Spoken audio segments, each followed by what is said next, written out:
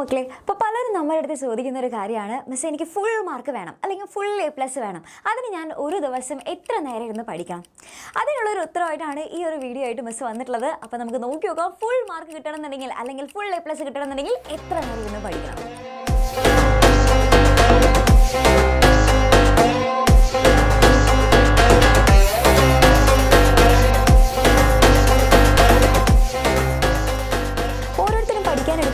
എന്ന് പറയുന്നത് ഡിഫറെൻ്റ് ആയിരിക്കും. ചിലർ വളരെ പെട്ടെന്ന് തന്നെ കുറഞ്ഞ സമയത്തിനുള്ളിൽ തന്നെ പഠിച്ചെടുക്കുന്നവരുണ്ടായിരിക്കും. ചിലർക്ക് പഠിച്ചെടുക്കാനായിട്ട് കുറച്ച് അത്യാവശ്യം സമയം വേണ്ടി വരും. അപ്പോൾ മിസ്സിനൊക്കെ ആണെന്നുണ്ടെങ്കിൽ മിസ് ചെറിയ ക്ലാസ്സിലൊക്കെ പഠിക്കുന്ന സമയത്ത് കുറച്ച് അത്യാവശ്യം സമയം എടുത്തിട്ടാണ് ഓരോ ചാപ്റ്റേഴ്സും പഠിച്ചിട്ടുണ്ടായിരുന്നത്. അപ്പോൾ അതുകൊണ്ട് തന്നെ മിസ്സിന് ഇപ്പോൾ നിങ്ങൾക്ക് എല്ലാവർക്കും കൂടെ ഒരു ഫിക്സ്ഡ് ആയിട്ടുള്ളൊരു ടൈം എന്നുള്ളത് പറഞ്ഞു തരാനായിട്ട് സാധിക്കില്ല. ഈ ഒരു ടൈം എന്ന് പറയുന്നത് നമ്മൾ സ്വന്തമായിട്ട് വേണം കണ്ടെത്താനായിട്ട്. അപ്പോൾ അതെങ്ങനെ കണ്ടെത്തും? ജസ്റ്റ് നമ്മൾ ഒരു കാര്യം മാത്രം ചെയ്താൽ മതി. ഈ ഒരു ക്വസ്റ്റ്യൻ, അതായത് ഒരു ദിവസം എത്ര നേരം ഇരുന്ന് പഠിക്കണം എന്നുള്ള ആ ഒരു ക്വസ്റ്റ്യൻ നമുക്ക് ജസ്റ്റ് ഒന്ന് മാറ്റി പിടിക്കാം. അതിന് പകരം എന്താ ആലോചിച്ചാൽ മതി? നമുക്കിനി എത്ര പഠിച്ച് തീർക്കാനുണ്ട് എന്നുള്ളത് ആലോചിച്ചാൽ മതി. അപ്പോൾ അത് നമ്മൾ തന്നെ ജസ്റ്റ് ഒരു ഹാഫ് ആൻ അവർ നമ്മൾ തന്നെ അതിനുവേണ്ടി മാറ്റി വെച്ച് നമ്മൾ തന്നെ അതിൻ്റെ ഒരു കറക്റ്റ് ആയിട്ട് ലിസ്റ്റ് നമ്മൾ ഉണ്ടാക്കണം. അതായത് ഇത്രയുള്ളൂ. നിങ്ങൾ ഓരോ സബ്ജക്റ്റുകൾ, ഇപ്പോൾ മാത്സ്, ഇംഗ്ലീഷ് അല്ലെങ്കിൽ നിങ്ങൾക്ക് ഏതാണ് സബ്ജക്റ്റ് ഉള്ളത് ആ സബ്ജക്റ്റുകൾ നോക്കുക. അതിൽ ഓരോ സബ്ജക്റ്റിന് ഹെഡിങ് കൊടുക്കുക. അതിൻ്റെ ഉള്ളിൽ വരുന്ന ചാപ്റ്റേഴ്സ് നിങ്ങൾ എഴുതി വയ്ക്കുക. ഒരു നോട്ട്ബുക്കിൽ അതിൽ വരുന്ന ചാപ്റ്റേഴ്സ് ഒക്കെ എഴുതി വയ്ക്കുക. എന്നിട്ട് ഓരോ ചാപ്റ്റേഴ്സിന് നേരെ ആ ചാപ്റ്റർ നിങ്ങൾ കറക്റ്റായിട്ട് പഠിച്ച് കഴിഞ്ഞതാണ് എന്നുണ്ടെങ്കിൽ നേരെ ടിക്ക് മാർക്ക് കൊടുക്കുക. ഇനി ആ ചാപ്റ്റർ പഠിച്ച് കഴിഞ്ഞിട്ടില്ല എന്നാണെന്നുണ്ടെങ്കിൽ നിങ്ങൾ അത് ബ്ലാങ്ക് ആക്കി വെക്കാം. ഓക്കെ, അപ്പം നമുക്ക് മനസ്സിലാകും ഏതൊക്കെ ചാപ്റ്റേഴ്സാണ് നമുക്ക് പഠിച്ച് കഴിഞ്ഞിട്ടുള്ളത്. ചിലർക്ക് 2 ചാപ്റ്റേഴ്സ് ആയിരിക്കും കൂടുതൽ പഠിക്കാത്തുണ്ടാവുക, ചിലർക്ക് കുറേ ചാപ്റ്റേഴ്സ് പഠിക്കാൻ ഉണ്ടായിരിക്കും. അപ്പോൾ അതിനനുസരിച്ച് വേണം നമ്മൾ എന്ത് ചെയ്യേണ്ടത്? ഓരോ ദിവസം നമ്മൾ എത്ര നേരം ഇരുന്ന് പഠിക്കണം എന്നുള്ളത് തീരുമാനിക്കേണ്ടത്. ഇനി അതിനുശേഷം എന്ത് ചെയ്യണം എന്ന് വെച്ച് കഴിഞ്ഞാൽ നമ്മൾ ഓരോ പഠിച്ചെടുക്കാത്ത ചാപ്റ്റേഴ്സിന് നമ്മൾ കറക്റ്റായിട്ട് ഒരു ഡെഡ് ലൈൻ നമ്മൾ ഫിക്സ് ചെയ്യുക. അതായത് ഈ ഒരു ചാപ്റ്റർ ഞാൻ ഇതുവരെ പഠിച്ചിട്ടില്ല, ഇതുവരെ ഞാൻ ഒന്നും തുടങ്ങിയിട്ടില്ല, പക്ഷേ ഈ ഒരു ചാപ്റ്റർ ഞാൻ വിചാരിക്കുകയാണ് ഇപ്പോൾ ജാനുവരി ഒരു 15-നുള്ളിൽ ഞാൻ പഠിച്ചു തീർക്കും എന്നുള്ളത് നമ്മൾ എന്ത് ചെയ്യുക? നമ്മൾ വേഗം തന്നെ അതിൽ കറക്റ്റായിട്ടുള്ള ഒരു ഡെഡ് ലൈൻ ഇട്ട് കൊടുക്കുക. ഇതേപോലെ എല്ലാ ചാപ്റ്റേഴ്സിനും നമുക്ക് ഇതുവരെ പഠിച്ചു തീരാത്ത എല്ലാ ചാപ്റ്റേഴ്സിനും കറക്റ്റായിട്ടുള്ള ഒരു ഡെഡ് ലൈൻ നമ്മൾ ഇട്ട് കൊടുക്കുക. അങ്ങനെ ഇട്ട് കൊടുത്തു കഴിഞ്ഞാൽ അത് ഈ ഡെഡ് ലൈൻ എന്ന് പറയുന്നത് കുറേ മാർച്ചും കഴിഞ്ഞ് പോകരുത്.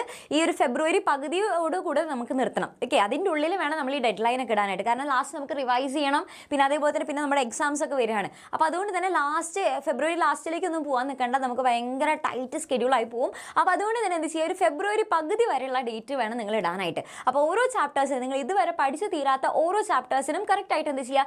ഡെഡ് ലൈൻ ഇട്ട് കൊടുക്കുക. അങ്ങനെ അതിനുശേഷം നിങ്ങൾ എന്ത് ചെയ്യുക? ഓരോ ചാപ്റ്റേഴ്സ് വീതം, ഇപ്പോൾ ഫോർ എക്സാമ്പിൾ നോക്കുകയാണെങ്കിൽ ഒരു ദിവസം ഒരു 2 hours വീതം നിങ്ങൾ മാറ്റി വയ്ക്കുകയാണ്. കറക്റ്റായിട്ട് തന്നെ 2 മണിക്കൂർ വീതം നിങ്ങൾ ഓരോ ദിവസം പഠിച്ചു തുടങ്ങുകയാണ്.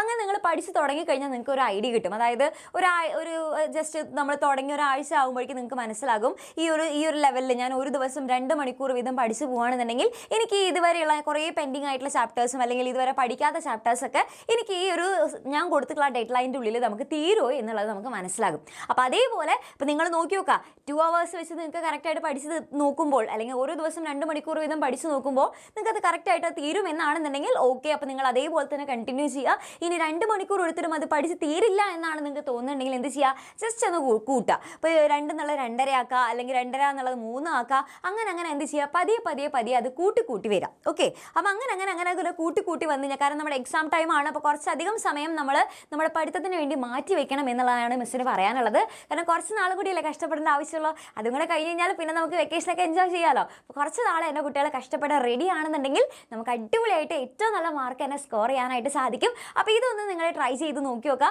അപ്പോൾ എല്ലാവരും വേഗം തന്നെ ഇപ്പം തന്നെ തുടങ്ങിക്കോ. ഇപ്പം തന്നെ മിസ് ഇപ്പോൾ ഈ പറഞ്ഞ ഈ ഒരു സമയത്ത് തന്നെ വേഗം ഒരു ബുക്കും പേപ്പറൊക്കെ എടുത്തിട്ട് കറക്റ്റായിട്ട് നിങ്ങൾക്ക് ഏതൊക്കെ ചാപ്റ്റേഴ്സാണ് പഠിച്ച് തീർന്നിട്ടുള്ളത്, പഠിച്ച് തീരാനായിട്ട് ഇനി ഏതൊക്കെയാണുള്ളത്, ഇതെല്ലാം വേഗം നോട്ട് ചെയ്ത് തുടങ്ങുക. അപ്പോൾ ഈ ഒരു രീതിക്ക് കറക്റ്റായിട്ടുള്ള പ്ലാനിങ്ങോടുകൂടെ നിങ്ങൾ പഠിച്ചു പോവുകയാണെന്നുണ്ടെങ്കിൽ എൻ്റെ കുട്ടികൾക്ക് എല്ലാവർക്കും ഏറ്റവും നല്ല മാർക്ക് തന്നെ കിട്ടും. പലർക്കും ആ ഒരു വിചാരിച്ച മാർക്ക് കിട്ടാത്തതിൻ്റെ പ്രധാനപ്പെട്ട ഒരു പ്രശ്നം എന്ന് പറയുന്നത് പ്ലാനിങ് ഇല്ലാത്തതുകൊണ്ടാണ്. കാരണം അവർ നല്ലോണം കുറേ നേരം ഇരുന്ന് പഠിക്കും. പലരും മിസ്സിൻ്റെ അടുത്ത് കംപ്ലയിൻ്റ് ആയിട്ടും പറയാറുണ്ട്, മിസ് ഞാൻ കുറേ നേരം ഇരുന്ന് പഠിക്കുന്ന കുട്ടിയാണ്, പക്ഷേ എനിക്ക് ഞാൻ വിചാരിച്ച പോലെ മാർക്ക് കിട്ടുന്നേ ഇല്ല എന്നുള്ളൊരു പ്രശ്നം പറയാറുണ്ട്. അതിൻ്റെ പ്രധാനപ്പെട്ട ഒരു പ്രോബ്ലം എന്ന് പറയുന്നത് ഇതാണ്, പ്ലാനിങ് ഇല്ലാത്തതുകൊണ്ടാണ് നമുക്ക് വിചാരിച്ച പോലെ കാര്യങ്ങളൊന്നും കംപ്ലീറ്റ് ആക്കാൻ പറ്റാത്തതും എത്ര നേരം ഇരുന്ന് പഠിച്ചിട്ട് നല്ല മാർക്ക് കിട്ടാത്തതിൻ്റെ പ്രശ്നം ഇതാണ്. ഓക്കെ, അപ്പോൾ ഇനി മുതൽ എന്ത് ചെയ്യുക? കറക്റ്റ് പ്ലാനിങ്ങോടുകൂടെ അടിപൊളിയായിട്ട് എൻ്റെ കുട്ടികൾ പഠിക്കുക. ഇനി നിങ്ങൾക്ക് കംപ്ലീറ്റ് ആയിട്ടുള്ള റിസോഴ്സസ് ഒക്കെ വേണം, ക്ലാസ്സുകൾ വേണം, കറക്റ്റ് ആയിട്ടുള്ള നോട്ടുകൾ വേണം. അതേപോലെ തന്നെ എക്സാമിന് മുന്നേ തന്നെ നമുക്ക് മോഡൽ എക്സാംസ് വേണം. അങ്ങനെയൊക്കെ ആണെന്നുണ്ടെങ്കിൽ നമ്മുടെ ബാച്ചസ് ഉണ്ട്. അപ്പോൾ ബാച്ചിൽ ജോയിൻ ചെയ്യാനായിട്ട് ഈ താഴെ കാണുന്ന നമ്പറിൽ കോൺടാക്ട് ചെയ്താൽ മതി. ഇനി ഈ ഒരു വീഡിയോ നിങ്ങൾക്ക് യൂസ്ഫുൾ ആണ് എന്ന് തോന്നിക്കഴിഞ്ഞാൽ നിങ്ങളുടെ ഫ്രണ്ട്സിനൊക്കെ ഷെയർ ചെയ്ത് കൊടുക്കുക. അപ്പോൾ ഇന്ന് മുതൽ നമ്മൾ പഠിക്കാനായിട്ട് തുടങ്ങുകയാണ്. നല്ല കറക്റ്റ് വെൽ പ്ലാൻഡ് ആയിട്ട് നമ്മൾ നമ്മുടെ ക്ലാസ്സസും ഒക്കെ കണ്ട് അടിപൊളിയായിട്ട് സെറ്റായിട്ട് നമ്മൾ പഠിക്കാൻ തുടങ്ങുകയാണ്. അപ്പോൾ റെഡി അല്ലേ? റെഡി റെഡി ആണെന്നുണ്ടെങ്കിൽ വേഗം തന്നെ നമ്മുടെ കമൻറ്റ് ബോക്സിൽ അറിയിക്കാം.